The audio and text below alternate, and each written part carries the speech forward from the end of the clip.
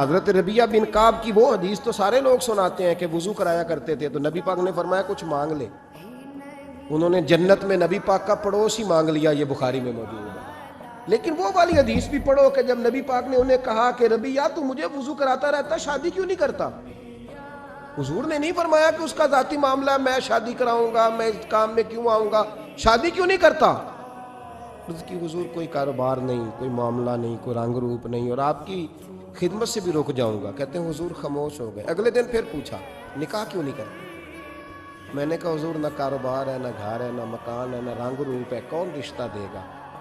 جب میں یہ کہہ کے باہر نکلا نا حضور خاموش ہو گئے، تو میرے دل میں خیال آیا ربیہ تو بحث کیوں کرتا ہے اور ان کو بتاتا ہے جنہیں اللہ نے سارا کچھ ہی عطا فرمایا ہوا ہے.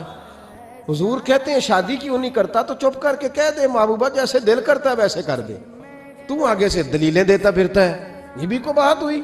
فرماتے اگلے دن میں نے ارادہ کر لیا، حضور نے اگر آج کہا تو کہہ دینا یا رسول اللہ جیسے دل ہو کرے. میں نے وضو کرایا، میرا خیال تھا حضور یہاں روک کے کہیں گے، یہاں روک کے کہیں گے، پر حضور نے آج بات ہی کوئی نہ کی.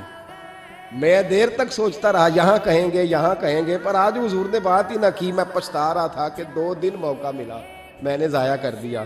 فرماتے ہیں وضو پورا کرا کے جب میں باہر نکلا، دروازے تک پہنچا تو محبوب نے آواز دی. بات سن میں ٹھہر گیا. فرمایا شادی کیوں نہیں کرتے؟ کہتے ہیں میرا تو دل پھولوں کی طرح کھل اٹھا. میں نے کہا یا رسول اللہ جیسے دل کرتا ہے کرا دے. نبی پاک علیہ الصلوۃ والسلام نے فرمایا فلاں قبیلے کے سردار کے پاس گیا، اسے کہا اپنی بیٹی کا نکاح تیرے ساتھ کر. کہتے میں گیا، تھوڑی دیر کے لیے توقف کیا انہوں نے، لیکن پھر وہ راضی ہو گئے. میں واپس آیا، میرے محبوب کریم علیہ الصلوۃ والسلام نے حضرت حارثہ بن نعمان کو بلایا. فرمایا تیرا ایک مکان خالی ہے؟ کہ یا رسول اللہ ہاں. فرمایا یہ میرے ربیہ کو دے دے، اس میں رہا کرے گا، دلہن کو لائے گا. حضرت بریدہ اسلمی کو بلایا. فرمایا ایک کھجور کی گٹھلی کے برابر سونا چاہیے. یا رسول اللہ کس لیے؟ فرمایا میرے اس غلام نے اپنی بیوی کو حق مہر دینا ہے. حضرت سیدنا عثمان غنی کو بلایا، تیسرے صحابی. فرمایا ایک مینڈے کا بندوبست تو نے کر کے دینا ہے. حضور کس لیے؟ فرمایا میں نے اپنے غلام کا ولیمہ کرنا ہے، بکرے کا بندوبست کر. ساری تیاریاں کر کے دیں. حضرت ربیہ کہتے ہیں جب میں دلہن بیاہ کے گھر لایا تو میرے دوست یار رشتہ دار مبارک دینے آئے. کہنے لگے تیری کیا بات ہے، شادی بھی اعلیٰ خاندان، ولیمہ بھی، اور کھجور کی گٹھلی کے برابر حق مہر بھی.